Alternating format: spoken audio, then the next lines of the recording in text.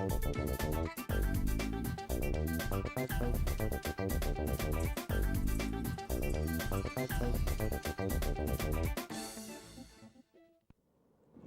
noite a todos, eu sou a Juvândia Moreira, presidenta do sindicato. Nós vamos começar mais um Momento Bancário em Debate. E hoje nós vamos falar do número dos bancos. Vamos falar um pouquinho da última rodada de negociação, mas também como é que está o setor bancário, né? Na semana que vem, nossa negociação vai falar sobre as questões econômicas, por isso que é muito importante a gente saber e discutir e conversar um pouco sobre como é que estão os números dos bancos, né? Os bancos já publicaram o balanço do semestre. A Caixa Econômica Federal foi o último banco desses grandes, né? A HSBC também, a publicar o balanço. E para falar sobre lucro de banco, sobre os dados dos bancos, os balanços, né? Como é que está o setor, a gente está aqui com Kátia Uehara, que é economista do DIEESE, trabalha aqui na seção dos bancários, então ela está responsável por estudar exatamente esses dados do banco e assessorar a comissão de negociação. Boa noite, Kátia. Boa noite, Joane. Bom, a gente, na semana passada, conversou na mesa de negociação, discutiu a questão do emprego bancário. Kátia, você viu que os bancos acham que o corte que os bancos fizeram no número de trabalhadores, eles falaram isso na mesa, que é um corte pequeno. Para a gente, isso é um número grande, né? Um corte de mais de 1.900 postos de trabalho, mas um dado do setor. Quando a gente exclui a Caixa Econômica Federal, esse dado é maior. Exatamente. Se a gente for considerar somente os bancos múltiplos com carteira comercial, esse número surpreende. Ele chega a mais de 4.890 bancários, ou seja, uma perda de mais de 4.800 postos de trabalho. Quase 5.000 postos de trabalho cortados. Exatamente. Né? Somente no primeiro semestre desse ano. E isso é importante registrar, que não significa que são demissões. Quer dizer, demissão, se ele contratou no lugar, esse número de demissões, desligamentos e admissões, ele é muito maior, né? Com certeza. Isso é posto de trabalho eliminado. A Caixa Econômica Federal, ela foi o único banco grande desses grandes bancos, até o Banco do Brasil a gente viu cortando postos de trabalho. A Caixa Econômica Federal foi o único que contratou, que teve um saldo positivo no semestre. Exato. E apesar de ter uma grande sobrecarga de trabalho, também ela abriu agências, né? Isso. Abriu agências bancárias, e a gente falou isso, né? E abrindo agência bancária, a contratação se dilui e acabou que não aliviou as condições de trabalho, né? Exato. E a gente tem que continuar reivindicando essas contratações. Na Caixa, por exemplo, nós observamos um aumento de mais de 600 agências, comparando o primeiro semestre de 2012 e o primeiro semestre de 2013. Em termos de contratação, a Caixa, somente nesse primeiro semestre, ela teve um saldo positivo de mais de 2.800 postos de trabalho. E a Caixa fala em abrir mais 500 agências esse ano, quer dizer, já o número de bancários que o aumento de postos de trabalho que nós contratamos no último acordo coletivo, no fundo não vai ser suficiente, porque tem esse número de agências bancárias que você falou que já abriu mais do que o banco ainda pretende abrir. Correto. Na semana anterior, nós tínhamos falado na negociação sobre condições de trabalho. Agora, quando a gente está falando de emprego, a gente também está falando de condições de trabalho, né? Porque, obviamente, se o número de bancários diminui, né? Se tem uma rotatividade dentro dos bancos privados, a sobrecarga de trabalho é maior e aumenta também os problemas, né? Aumenta os problemas de saúde na categoria, quer dizer, piora as condições de trabalho. Correto. Se a gente for, por exemplo, observar, Giovanni, os dados, por exemplo, de contas correntes por bancário, a gente observa uma sobrecarga de trabalho por bancário. Como exemplo, em 96, por exemplo, haviam em torno de 83 contas correntes por bancário. Cada bancário tomava conta de 83 contas. Hoje, esse número é praticamente de 320 contas por bancário. É um número muito assustador. É um aumento muito grande. Mostra bem isso, né? Nós estamos dizendo o tempo todo para os bancos que essa campanha salarial não é só por salário, né? Não é só por questões econômicas.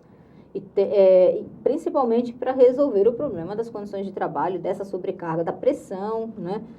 Pelas metas abusivas, pressão diária, meta do dia. Essa história tem que tem que ter tem que ter uma solução, e é na campanha que a gente tem que solucionar.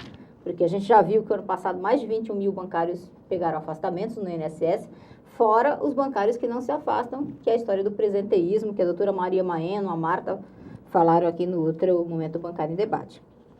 A gente também discutiu a jornada de trabalho dos bancários, né? Hoje a gente tem na lei uma jornada de 6 horas, mas um descumprimento muito grande no setor. Eu sei que o Diese também estuda a jornada, a gente tem dados que constatam que hoje a maioria dos bancários trabalham 8 horas, em vez de trabalhar 6 horas, sendo que a jornada legal dos bancários é de 6 horas, né? Exato. Na década de 90, por exemplo, os bancários, a grande parte dos bancários, em torno de 60%, trabalhavam 6 horas. Hoje, esse número se inverteu, né? Infelizmente, grande parte hoje dos bancários, 60%, trabalham 8 horas e 40% somente trabalham 6 horas. E além da jornada, né, independente se ela é 6 ou se ela é 8, ainda há uma extrapolação gigantesca, Sim. que é outra coisa que a gente percebe diariamente e cobramos dos bancos na mesa. O fim dessa extrapolação da jornada, porque não tem cabimento, as pessoas precisam de tempo para a família, né, elas têm que viver, né? E essa extrapolação da jornada está impedindo que elas tenham qualidade de vida. Né? Numa cidade como São Paulo, as grandes capitais, cidades que você demora para chegar em casa, um problema de mobilidade, nós cobramos do banco esse cumprimento da jornada. Né? Nós discutimos também a necessidade da gente constituir uma comissão para debater as mudanças tecnológicas, porque os bancos aprofundam muitas mudanças, reservam nos seus balanços lucros, reservam montantes para investir em tecnologia, e a gente percebe que isso tem impacto no trabalho bancário e impacto, inclusive, no emprego bancário, né? E muitas vezes o cliente, as tecnologias aí, para o cliente mesmo se atender, né, fazer o serviço. E os bancos propuseram fazer um seminário, trazer os especialistas e fazer um debate sobre isso. É bem comum, quer dizer, em todo o balanço de banco a gente está vendo que eles estão destinando recursos para investir em tecnologia, não é mesmo, Cátia? Exato.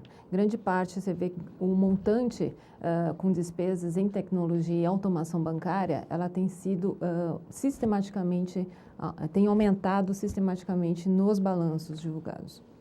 É verdade. O Itaú, por exemplo, é um dos que mais tem reservado recursos para investir em tecnologias.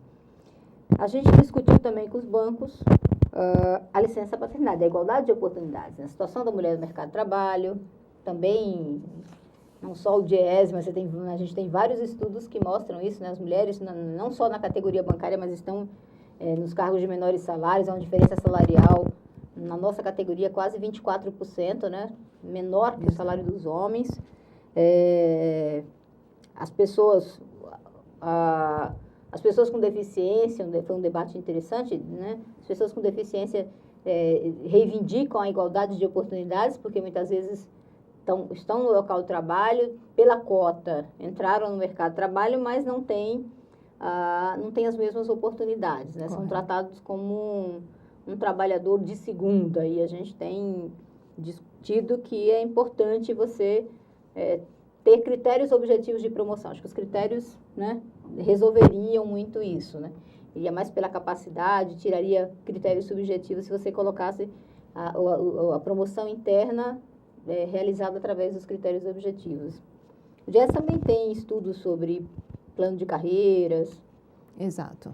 O que a gente percebe é que há uma diferença salarial muito grande, quando você mesmo disse que há uma diferença em torno de 24% entre salários entre homens e mulheres, sendo que a representação, e o mais interessante ainda, é que a escolaridade da mulher no setor bancário ainda ela é superior ao dos homens.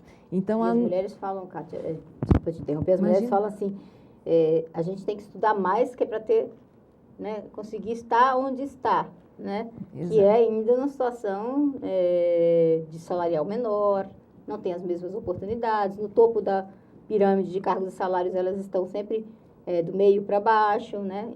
Bem no topo você não encontra mulheres. Exato, e como você diz, nos cargos de direção elas não se encontram, né? Então há um impedimento da mulher progredir na carreira, né? O que é inexplicável do ponto de vista da escolaridade quando a gente observa por questão de gênero, que a formação dela é maior. Exatamente. Muito bem. Para finalizar, nós também discutimos a ampliação da licença paternidade, né? Porque os filhos são dos homens e das mulheres, né? São da sociedade, não são só das mulheres. A importância da gente ampliar essa licença paternidade para que as crianças tenham a mãe, mas também tenham o pai, né? Em maior tempo, e para que a sociedade tenha esse cuidado com as crianças e possa ter adultos equilibrados, né? Tanto fisicamente como emocionalmente. A gente vai encerrar esse bloco, vai voltar daqui a pouco, já falando dos lucros, como é que vai ser a negociação na semana que vem, se a gente olhasse só para os dados, né, dos bancos. Dia 22 de agosto, quinta-feira, é Dia Nacional de Luta dos Bancários. Vamos às ruas para cobrar dos bancos mais respeito com a categoria. Aumento real de salário, combate ao assédio moral, fim das metas abusivas, mais saúde, segurança, valorização salarial e PLR maior. O setor da economia que mais lucra no país pode proporcionar melhores condições de trabalho. Vem pra luta, vem, bancário. Todos podem participar. A concentração da passeata será a partir das 6h30 da tarde, na Rua São Bento, em frente à sede do sindicato. A nova programação da TVB, a TV dos Bancários, já está no ar, com a volta do Momento Bancário com a presidenta uma vez por semana e a estreia do Contraponto, programa de debates com blogueiros mediado por Juvândia Moreira, toda a primeira segunda-feira do mês. Estes dois programas marcam a fase renovada da TVB, que agora possui estúdio próprio com equipamentos mais modernos e cenários novos, de onde serão gravados programas que vão ao ar pelo site do sindicato. Futuras produções como o Jornal dos Bancários e especiais sobre cultura, saúde e direitos terão estreias ainda neste semestre.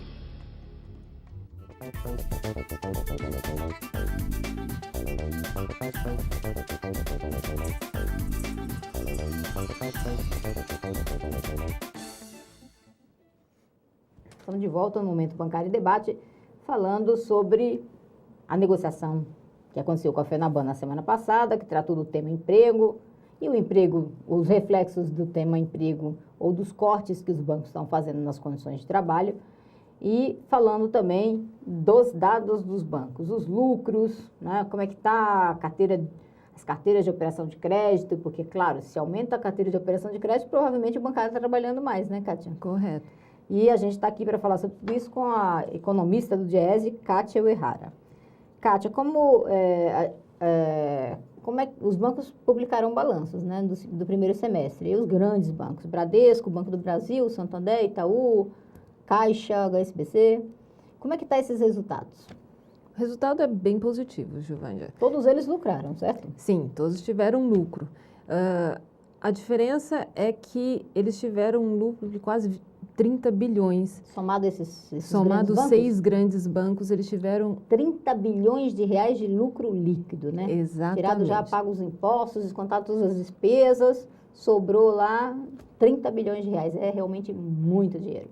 E isso corresponde a uma variação de quase 18% em relação ao primeiro semestre do ano passado. Somando esses 6 bancos. Exato. Né? Se você considerar esses 6 bancos, eles correspondem a mais de 80% dos ativos do setor financeiro nacional. Também o número de empregados deve estar por aí, né? Exatamente. Em torno de 85% corresponde somente a esses 6 maiores bancos.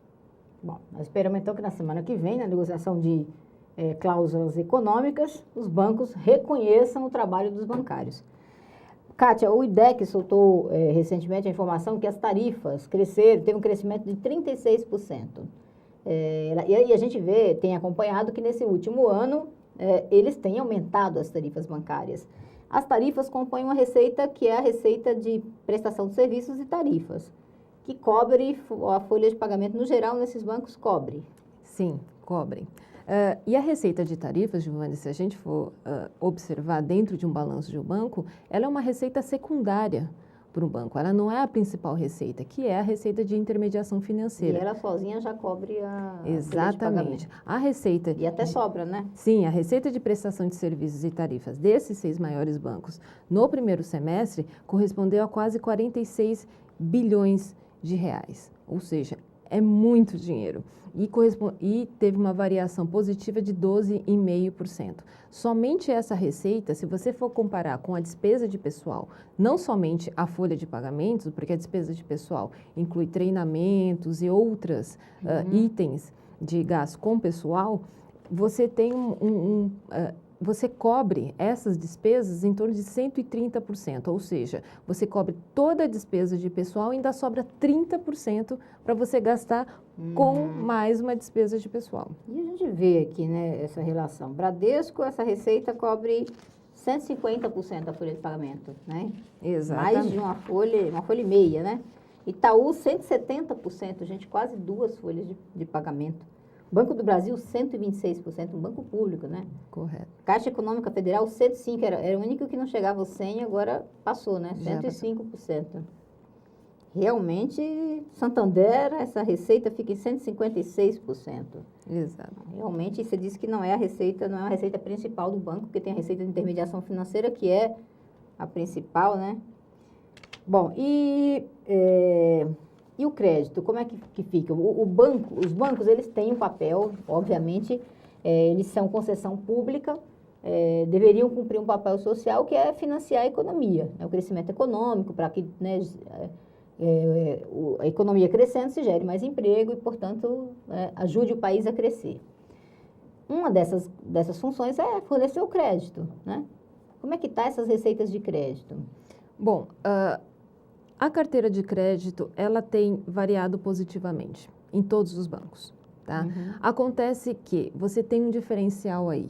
Desde o ano passado, em março de 2012, quando houve a intervenção do governo em reduzir os spreads, o que você observa é que os bancos públicos é que têm tido mais incentivo, estimulado mais a concessão de crédito à população do que os bancos privados. Os bancos privados pisaram no freio, né? Se não fossem os bancos públicos, a oferta de crédito teria caído também, se você considerar já um período um pouco maior. Isso com certeza. Se você for observar os dados do Banco Central, a participação dos bancos públicos no crédito nacional, ela se amplia gradativamente, mês a mês. E os bancos privados, eles têm perdido espaço na questão do crédito. Tanto que, no balanço dos bancos, você observa muito isso, né? A Caixa Econômica Federal teve uma variação de quase 40%, mais de 40% na sua carteira de crédito. O Banco do Brasil, mais de 25%, enquanto os bancos privados ficaram entre 10%, 9% e 4% da variação da sua carteira de crédito. E a inadimplência tem caído, né? Sim, a inadimplência tem caído gradativamente, que é mais interessante. Em todos os bancos. Mesmo você Desde o ano passado a gente já falava isso, né, que eles falavam inadimplência, vai crescer, é um problema. A gente falava inadimplência, está caindo, a gente está vendo. Exatamente. E realmente aconteceu isso. E realmente né? aconteceu. No caso da carteira de crédito da Caixa Econômica Federal, que foi um banco que teve uma variação muito grande na sua carteira, a inadimplência ainda continua em patamares muito baixos. Por exemplo, a inadimplência na Caixa Econômica está em torno de 2,20 pontos. É a menor, né? É a menor. Tem muito crédito imobiliário, financiamento imobiliário, sim, né? Sim, exatamente. Aliás, eu acho que os bancos estão investindo mais no financiamento imobiliário, apostando mais no financiamento imobiliário, eles, né? Todos eles, sem exceção. Tem aqui umas perguntas que chegaram para a gente. Primeiro, certamente alguém que fez o concurso do Banco do Brasil está perguntando. O Banco do Brasil tem concursados de 2012 aguardando autorização para convocação. E existem 100 vagas de escriturário só na Bahia. Mas não entendemos por que não convoca logo. É bom para os clientes, para os funcionários e geração de emprego. Olha, você tem razão. O Banco do Brasil, inclusive, nós temos cobrado isso. Está na pauta específica, né? Está na mesa geral da FENABAN, a discussão de mais empregos. O Banco do Brasil, diferente da Caixa, não ampliou o quadro, né? Inclusive, teve gente que saiu e não foram repostas essas saídas, né? A gente percebe em muitas agências faltando funcionário mesmo, uma sobrecarga do trabalho. Então, nossa campanha está reivindicando isso. É importante que você também ajude a gente a cobrar do banco, né? Nós temos uma passeata agora no dia 22, estamos colocando mais emprego na bandeira da nossa passeata e cobrando que o Banco do Brasil chame mais gente, né? Vai ajudar, como você mesmo disse, vai ajudar a minorar, acabar com essa sobrecarga de trabalho de quem está lá nos locais de trabalho. Vai ser bom para o cliente, vai ser atendido mais rapidamente e vai ser bom para o emprego, né, para a sociedade brasileira como um todo. Aí tem uma pergunta aqui sobre segurança. A gente sabe que tem agência funcionando sem alvará e sem plano de segurança aprovado pela Polícia Federal, principalmente nas agências novas da Caixa. O que podemos fazer? Onde denunciar? Não quero trabalhar com medo, você tem razão. Primeiro, para abrir uma agência bancária, tem que ter um plano de segurança aprovado pela Polícia Federal. Tem as regrinhas da lei, né, que fala o que tem que ter, o mínimo de mecanismos de segurança que tem que ter numa nova agência. Tem que denunciar, porque, olha, você pode denunciar o sindicato, não precisa se identificar, manda lá a denúncia que a gente vai procurar o banco e também vai procurar a Polícia Federal. Quem faz essa fiscalização é a Polícia Federal.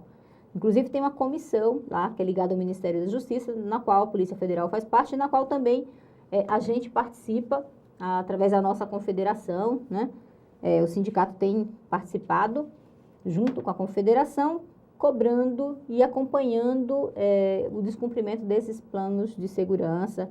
É uma coisa comum que sempre chega a denúncia na Secasp.